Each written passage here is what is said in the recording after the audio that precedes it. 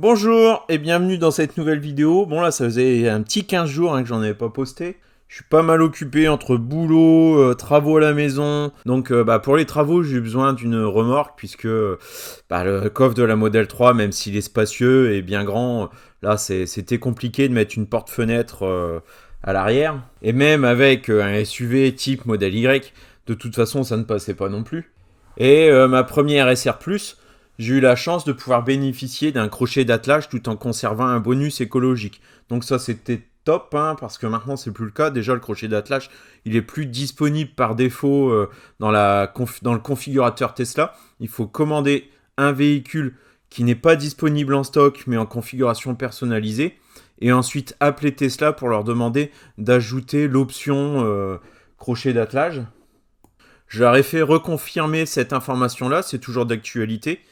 Par contre, comme c'est une option à 1350 €, si vous prenez une SR+, même sans option, et que vous ajoutez 1350 €, ça vous amène le prix de la SR+, à 150 € au-dessus des 45 000 € pour prétendre au bonus écologique. Donc il n'y a aucune configuration possible avec crochet d'attelage qui vous permet de garder le bonus écologique. Donc ça revient cher, le crochet d'attelage il revient cher. Et le problème des secondes montes, c'est que si vous le mettez après coup, par Tirinov par exemple, vous pourrez aller voir la vidéo de Tesla Geek, fort intéressante sur le sujet. Donc en effet, si vous ne commandez pas votre Tesla avec un crochet d'attelage monté au moment de l'achat, sur la carte grise de votre modèle 3, rubrique F3 qui correspond au PTRA, la case sera vide, il n'y aura pas une masse décrite, ça veut dire que votre véhicule n'est pas homologué par le constructeur pour tracter une remorque. Dans ce cas, le crochet d'attelage pourrait être uniquement utilisé pour y fixer par exemple un porte-vélo, mais certainement pas pour y attacher une remorque, une caravane, etc. Même si vous vous dites c'est juste 2 km pour aller à la déchetterie, pas d'homologation, donc illégalité, donc défaut d'assurance en cas de souci, que des ennuis quoi, donc c'est vraiment pas quelque chose à recommander. Honnêtement, la Tesla, c'est pas cool, parce qu'il s'agit exactement de la même voiture. On achète un véhicule thermique dans le commerce, il est homologué pour tracter. Pourquoi ça serait pas pareil avec un véhicule électrique? Surtout quand celui-ci permet d'avoir l'option. Voilà. Bon, je m'égare, mais le but de la vidéo, c'est vraiment de faire un petit comparatif l'impact de ma consommation énergétique lorsque je tracte une remorque et lorsque je n'en tracte pas. On va voir, lorsque je suis parti chercher la remorque, qui n'est pas la mienne, j'ai dû faire 80 km avec. 80 km aller pour aller la chercher, 80 km retour. Il n'y a pas vraiment de dénivelé, donc non, on est sur une consommation équivalente à l'aller et au retour. Il faisait pas beau, beaucoup de vent, beaucoup de pluie. Donc c'est vraiment pas une consommation typique optimale. On est plutôt dans le pire des scénarios pour un véhicule électrique. Et à l'image, vous aurez pu aussi constater que je suis légèrement sous-gonflé. Donc les températures ont baissé, la pression des pneus légèrement aussi. Et ça, c'est vraiment important. Ça joue vraiment sur les consommations. Avoir des pneus bien gonflés, c'est un des critères primordiaux pour consommer un petit peu moins. Donc trajet aller 164 Wh par kilomètre. J'ai fait 82 km en 1h07.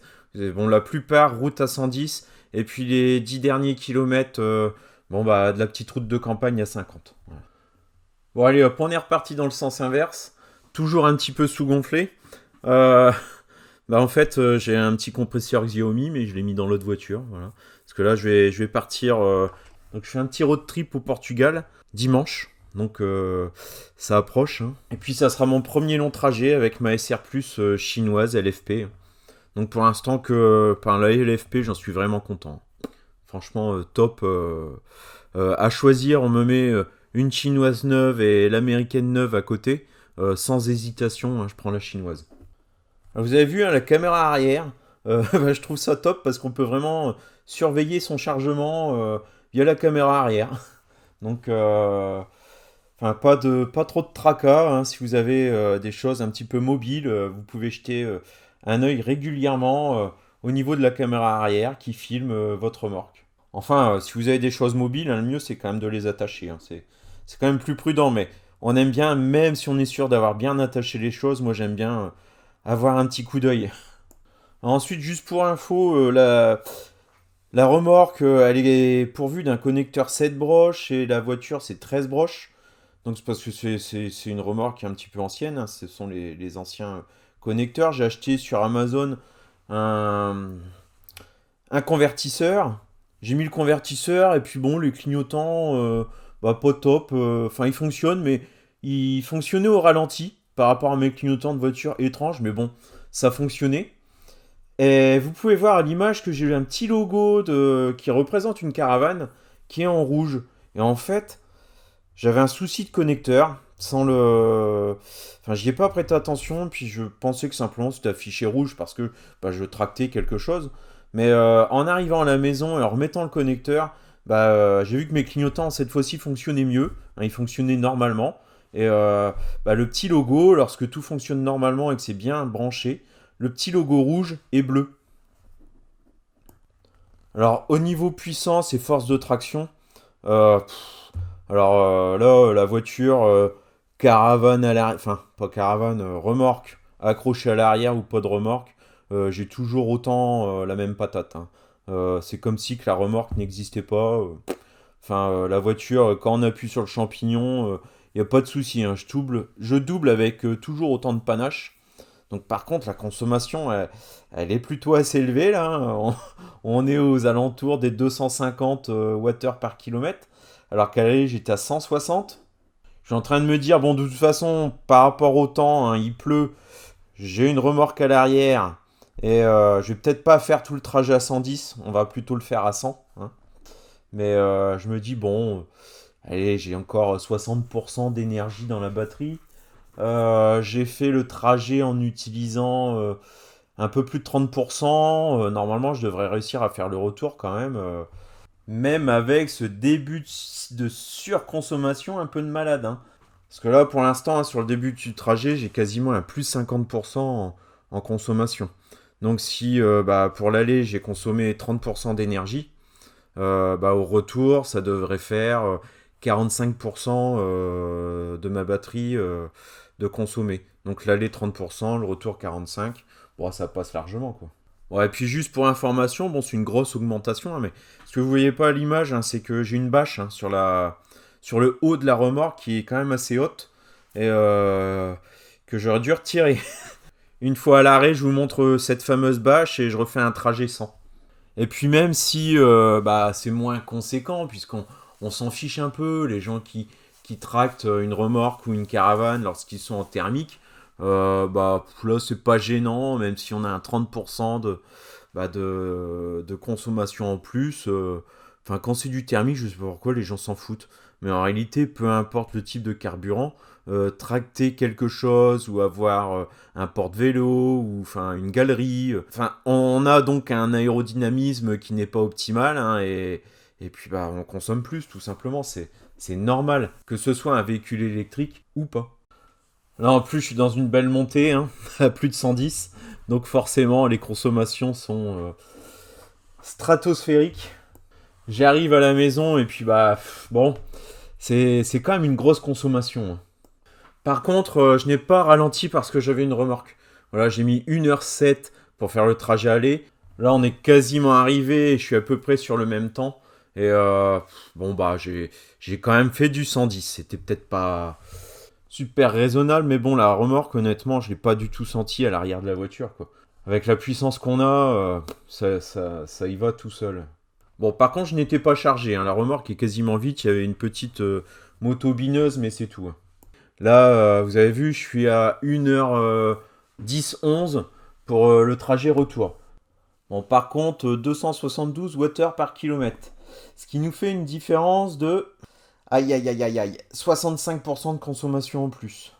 Bon, je vous ai dit, le temps n'était pas idéal. Une remorque à 110, bon, bah, c'est pas forcément le bon plan. Puis c'est pas le plus petit modèle de remorque non plus, hein. Bon, ce qui est certain quand même, hein, c'est que je m'amuserai pas à mettre ce type de remorque à l'arrière de mon véhicule pour partir en vacances. Ensuite, pour des trajets, là, comme je viens de faire, là, enfin 80 km, c'est pas un problème. Bon, allez. Là, on est reparti, hein, bah, c'est le lendemain, hein, donc, je vais chercher ma porte-fenêtre. Et bah, ce que je vois déjà, c'est qu'il ne pleut pas. J'ai retiré la bâche qui était accrochée à l'avant de la remorque. Et la consommation, elle est quand même nettement meilleure. Par contre, comme un idiot, au bout de 2-3 km, je me dis, zut, j'ai oublié encore de refaire la pression des pneus, bon, tant pis. Et puis, vous avez vu le logo avec la petite caravane, là, cette fois-ci, il est bleu. Et j'ai mes clignotants qui clignotent normalement. Bon, je suis quasiment arrivé, 181 Wh par kilomètre. La pente positive, hein, donc normalement, ça devrait aller un petit peu mieux au retour. Mais j'ai pas eu beaucoup de portions à 110 et avec des travaux qui m'ont pas mal ralenti. Donc c'est pas du tout comparable avec mon précédent trajet où j'ai été très régulièrement à 110. Je dirais sur les trois quarts du trajet, c'était du 110. Donc là 181 Wh par kilomètre, mais plus une consommation bah, entre de départemental. Voilà. Départemental et un peu de ville. Bon, je charge la porte-fenêtre, hein, avant de repartir dans l'autre sens. Enfin, je rectifie, on me charge la porte-fenêtre. Tout seul, j'aurais jamais réussi à la porter. Donc les magasiniers là qui gèrent le stock, bah, c'était leur première, hein. Une Tesla avec une remorque pour venir chercher des fenêtres. Ça les a amusés un petit peu. Ils ont eu pas mal de. Bah, on m'a posé des questions sur la voiture, hein, comme souvent. C'est une voiture qui mène à discussion. Voilà, les gens s'interrogent, hein. Ah, mais ça peut tracter aussi. Enfin, est-ce que vous êtes content de votre véhicule, etc. C'est très régulier ce type de discussion. Bon, en partant, je vérifie que mon chargement est bien accroché, hein. Pour vérifier ça, bah, il suffit de faire une petite accélération et de regarder dans la caméra que rien ne bouge. Ah, pas de problème, hein. La porte-fenêtre elle a pile la taille de la remorque quasiment, donc elle est. Enfin, elle bouge pas au millimètre, elle est casée. Non, mais bon, cette petite SR, elle, bah, elle a la patate, hein, même avec sa petite remorque à l'arrière, hein. Donc, ce qu'il faut juste savoir lorsque vous tractez, c'est qu'il n'y a pas d'autopilote. Donc, le régulateur de vitesse adaptatif fonctionne, par contre, ça désactive l'autopilote dès que finalement le crochet d'attelage est engagé. Même si bah, y a rien d'accroché dessus, il n'y a pas d'autopilote. Petite zone de travaux sur le retour, hein, ce qui fait que je roule pas bien vite et la consommation elle ne s'envole pas, contrairement à mon premier trajet. Zone de travaux, mais ils ont pensé quand même à mettre un petit radar à 50 km/h, hein, sur les travaux. Je sais pas vous, mais on en voit de plus en plus des radars, hein. Avec la Tesla qui se gourde de vitesse sans arrêt et puis bah, les radars qui poussent comme des champignons. Bon, pour l'instant, je touche du bois, mais je sais pas si ça va durer, hein. Bah, allez-y en commentaire, vous pouvez y aller, vous défouler, hein. Y a qu'à respecter les limitations de vitesse. Bah oui, bien sûr, hein, mais une inattention 2 secondes et enfin bref, on va pas rentrer dans un débat houleux. Bon, en tout cas, le retour, il a été moins énergivore, hein. Bon, la petite zone de travaux, elle a fait quoi? Elle faisait 2 km sur les 25, hein. C'est pas non plus. C'est pas ce qui m'a ralenti le plus. Bah, la moyenne est de 168 Wh par kilomètre sur le retour. Avec, bah, par exemple, sur les 10 derniers kilomètres, je suis à une moyenne de 153. Si je prends la moyenne sur les 50 derniers kilomètres, donc qui englobe aller et retour, ça fait 168. Donc bah, c'est pas mal du tout, je dirais, hein, parce que on a quand même une remorque avec du poids dedans. Si vous regardez un petit peu le graphique, hein, ça fait vraiment des haut, bas, vraiment des pics et des descentes sans arrêt. Bah oui, la remorque, elle pousse la voiture lorsque je décélère. Qu'on a vraiment, sur le graphique, de toute façon, c'est visible, hein. La régène est vraiment plus marquée. Voilà. Bah, sur ce type de trajet, je pense sans la remorque, compte tenu de la température, il a fait entre 12 et 14 degrés. Je pense que bah, c'était une petite consommation à 120 Wh par kilomètre. Je pense. Enfin, avec l'habitude de mon véhicule, je pense, j'étais à 120 Wh par kilomètre. Et là, bah, avec la remorque, 168. Donc, c'est vraiment le 110, hein, de mon premier trajet qui a été, je pense, cassant au niveau bah, de la consommation. Mais si on reste sur de la départementale, nationale, avec la plupart des routes à 80 km/h, là c'est jouable, c'est jouable. On peut faire vraiment des plus longues distances avec une remorque que ce que je pensais. Voilà. Par contre, sur l'autoroute avec une remorque, bon, ça doit pas être, c'est pas top quand même, hein. Ça ferait, je pense, beaucoup trop d'arrêts. De temps en temps, je croise au SUC, hein, surtout des personnes néerlandaises, hein, eux, on les voit pas mal avec des caravanes, hein. Bon, beaucoup de Model X quand même. Mais la Model X, là, la consommation, elle doit être astronomique parce que déjà en temps normal, on dépasse facilement les 200 Wh par kilomètre. Alors avec une caravane en plus, bon, les arrêts doivent être quand même assez fréquents. Et puis bon, ensuite, l'autre souci, c'est les chargeurs Tesla. Ils sont pas vraiment adaptés pour arriver avec, si ce n'est même un porte-vélo des fois. Le câble est court et ils sont pas. De temps en temps, il y en a un quand même qui est disposé à la verticale par rapport aux autres qui sont à l'horizontale. Mais c'est assez rare. C'est pas sur tous les superchargeurs. Bon, en conclusion, ce crochet d'attelage, il est quand même fort utile. Bon, par contre, il coûte beaucoup trop cher et Tesla n'a pas vraiment envie de le vendre. Enfin, trop cher si vous voulez une SR+, et bénéficier du bonus écologique. Si c'est sur une LR, déjà, ça sera moins handicapant par rapport à l'autonomie, bien entendu. Mais comme de toute façon, la LR ne bénéficie pas du bonus écologique de 6 000 euros, là, le crochet d'attelage ne vous coûtera réellement que 1 350 euros sur une LR. Avant de finir cette petite vidéo, je vais quand même vous lire la réponse officielle de Tesla que j'ai eue par rapport à ma demande si l'option crochet d'attelage était toujours disponible. Ils m'ont dit nous n'offrons actuellement pas l'option en standard qui aurait un impact sur les délais de livraison. Je vous recommande donc de procéder à la configuration de votre véhicule sans cela pour vous assurer une livraison rapide. Chose à quoi je leur ai répondu que j'étais pas pressé.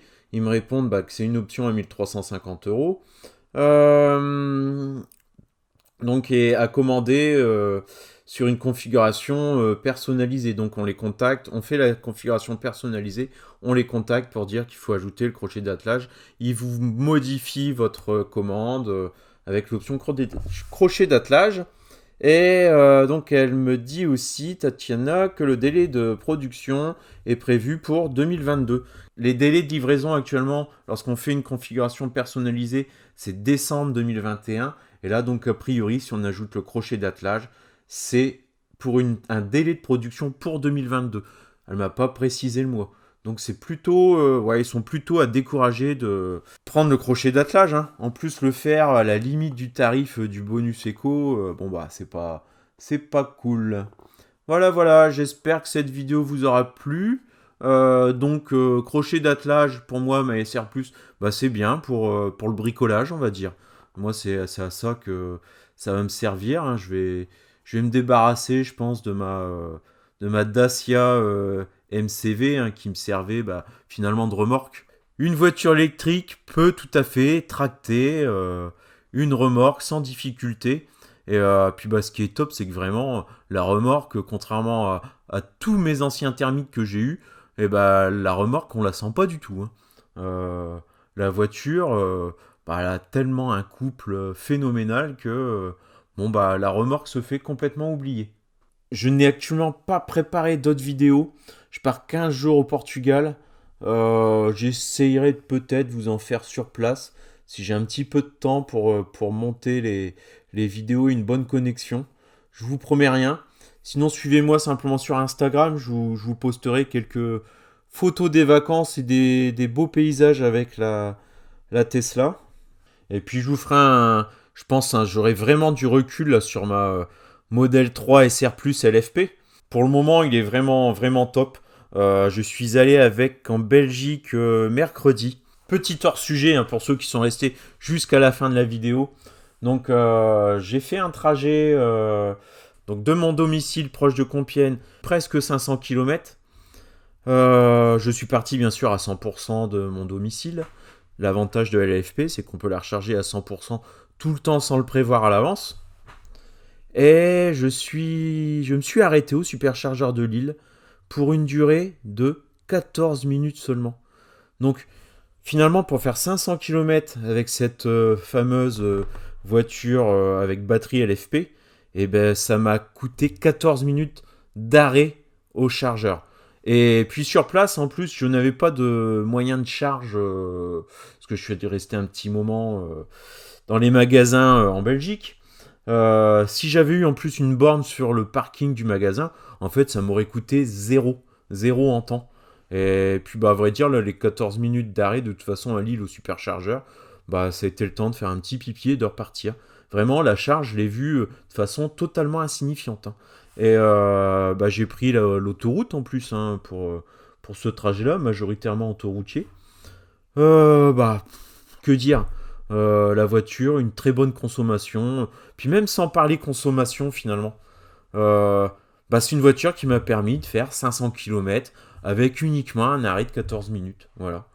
Donc, bon, je sais que vous aimez bien ça, les chiffres, combien de wattheures, combien de ceci, combien de cela. Enfin, être méticuleux dans les petits détails. Mais ça sert à rien en réalité. Ça sert à rien puisque la voiture, elle fait le job. Elle fait le job, elle n'est pas contraignante. Donc, moi, j'y vais de plus en plus souvent à l'aveugle, sans me prendre la tête, et ça passe à chaque fois. Alors, je ne sais pas si j'ai de la chance ou si simplement, bah, c'est la réalité, la voiture électrique, c'est plus une contrainte, surtout quand on a une Tesla avec l'accès au superchargeur. Mais cette LFP, quand même, je fais plus de kilomètres avec parce que la batterie elle est un petit peu plus grosse que ma SR Plus américaine, je pense. Et puis, bah, je la recharge tout le temps à 100%. Donc, on a vraiment une impression bah, d'avoir plus d'autonomie. Même si sur ma SR Plus, je peux la recharger à 100%, je le fais rarement. Et quand je me décide de partir, bah, j'ai oublié de relancer la charge pour les derniers pourcentages, etc. Et puis pour préserver la batterie, c'est vrai que je la recharge jusqu'à 80% en continu. Mais rarement jusqu'au 100%, que celle-ci, bah, je n'hésite pas. Et en plus, arrivé à 100%, sur cette LFP, j'ai toujours en frein régénératif. Donc ça, c'est cool aussi, parce que ma SR Plus américaine, dès que j'arrive à entre 95 et 100%, j'ai quasiment pas de frein régénératif. Et ça, c'est un petit peu perturbant. Il faut y penser, hein, parce que lorsqu'on lâche l'accélérateur, ça freine pas du coup. Bon, allez, j'arrête là, sinon je vais parler pendant des heures et la vidéo n'aura pas de fin. Allez, ciao, je vous souhaite un bon week-end à tous, bonnes vacances à ceux qui en ont, profitez bien, et puis à bientôt.